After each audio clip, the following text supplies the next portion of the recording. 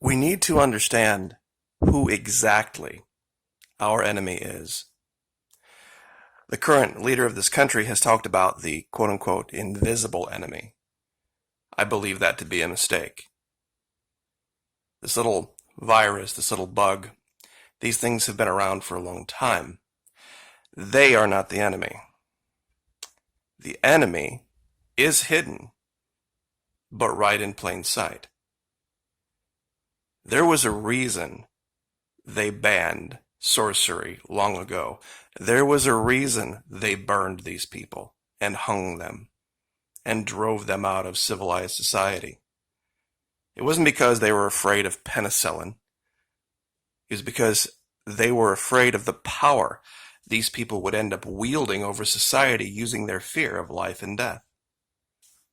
And this is exactly what we are seeing today. We do not have an invisible enemy. We just have one that's obscured. We are having people point us to some thing that you can only see with an electron microscope, when the real enemy are those who have quietly slithered their way into power and are using it to triage you out of existence. That's right. You're being triaged out of existence. And no one is seeing it, and no one is talking about it. What is triage?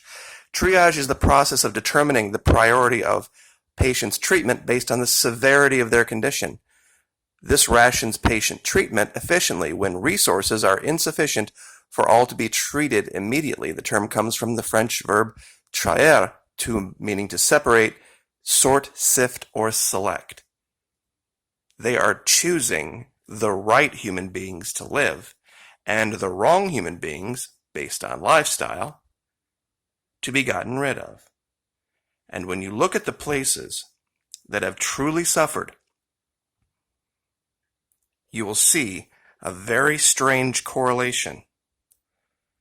Ask yourself this question: why is a grocery bagger an essential worker? Why is a grocery bagger an essential worker? Do most Americans not have the ability to take a thing and put it in a bag? Why? You see, they're trying to break the food chain. That's not happening by accident. They want all meat production to cease. Who wants this? I've talked about them before. They're called bioethicists. The production of meat around the world has long been a scourge for the ecological Nazis, for lack of a better term. These people like to play God. They see themselves as the protector of the planet. They see themselves as so far above and beyond the unintelligent religiosity of the world that we are just so many grains of sand to be blown away in the wind. We're in their way. And they've been actually very good at doing it quietly, but doing it in plain sight. Creating cartoons like this. See, your SUV is the problem. And what do we see? The oil markets are crashing. The meat markets are crashing. That's coming. If you have a freezer, I would fill it now. If you have a freezer, I would fill it now. Because it's not going to be a matter of money very soon. It's just not going to be there. It's a mistake to call the COVID-19 virus an enemy, because an enemy has conditions. An enemy has conditions, and in war, sacrifices have to be made. See, if we were truly at war, we wouldn't be saying the life of our soldiers is of paramount importance. Winning the war would be. There would be a certain amount of acceptable loss, as there is in any war. The firebombing of Dresden paved the way for the Red Army to overrun Germany. acceptable losses.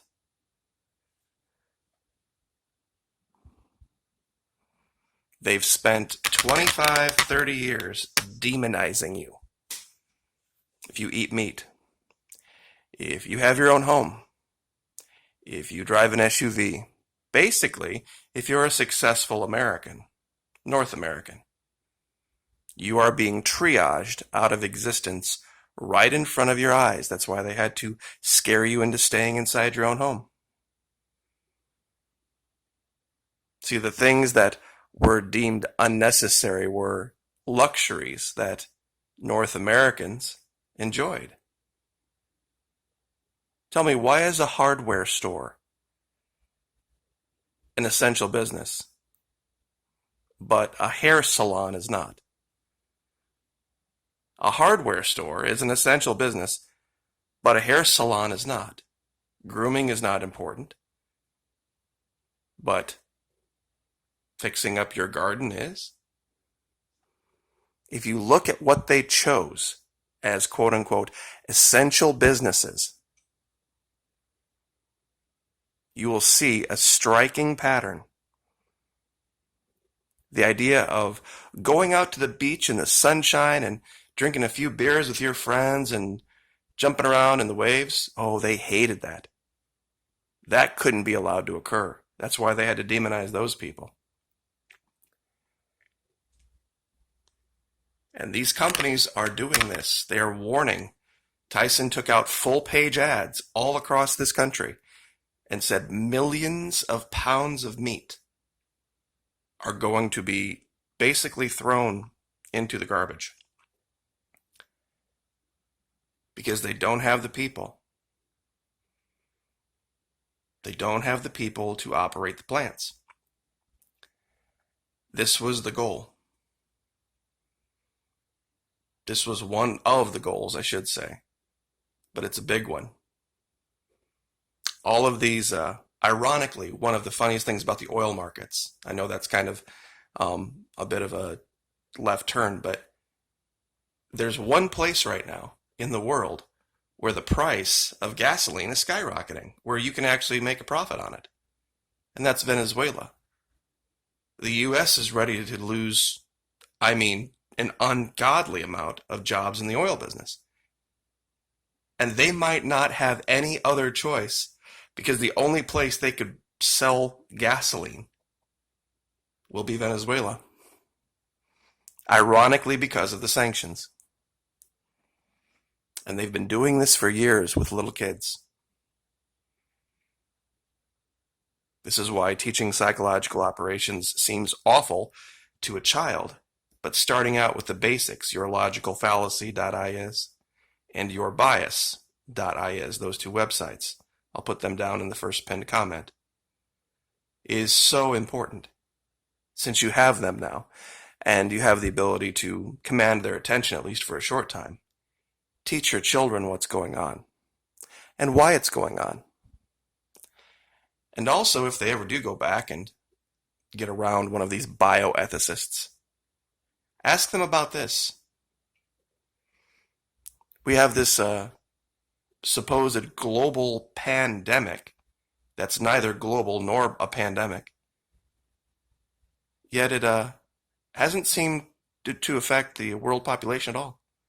It's been going up and up and up and up and up and up and up and up and up through this whole thing. Doesn't matter where you look. The pandemic that didn't affect 99.99% of America. And you can check my math on that. The pandemic that didn't affect 99.99% of America. The Great Human Dignity Heist. How bioethicists are trashing the foundations of Western civilization. We are apparently now enemy number one of the world. And they couldn't beat us militarily, so they decided to go another route. And it's taken them a long time, but now they've done it. They have enough people in positions of power to influence policy. Look at all of the major industries that have suffered. and tell me you don't see a pattern. There is a pattern to it. And this idea of testing everybody, this idea of figuring out who has what and who doesn't have what. A test, and you can bring this up if you ever get into an argument with one of these people online. I wouldn't advise it, but if you ever choose to. A test is just a snapshot in time. Unless you're testing everybody every 24 hours, their strategy will fail. Unless you're testing everybody every 24 hours, their strategy will fail. Because the person you just tested negative literally could walk out of your office and within an hour be positive. Or might have been positive, just didn't have enough of the latent virus to show up on your test. The person you test positive could in 2 days have a strong immune system for that amount of time and beat it and no longer be positive. So you really don't have any idea who is or who isn't at any one moment in time. They're applying a 2D solution to a 3D problem. It makes no sense. And this old bending the curve thing, there was no control group. You can't do an experiment without a control group saying, we think this thing is going to affect this other thing in this certain way. So we're going to have this group over here do nothing, and then we're going to have this group over here do something. And then based on how things go, we will see whether there was no control. You cannot assume that what we did made it better or made it worse or had no change because there was no control group, was there? Basic Science 101, but they know that you don't know basic science. They don't care. They've already decided who the enemy is, and it's you. If you have a house, if you have a SUV, if you eat meat, and yes, even if you are overweight, and if you are an American, if you're white, if you're Christian, the sorcerers are coming. It's funny that word sorcerer translates to pharmakia in the Bible. So be careful what you ingest as well. Don't think sorcerers ever went away.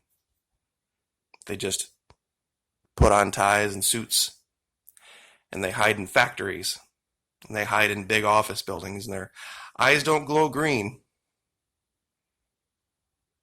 But they might as well. Like, share, subscribe.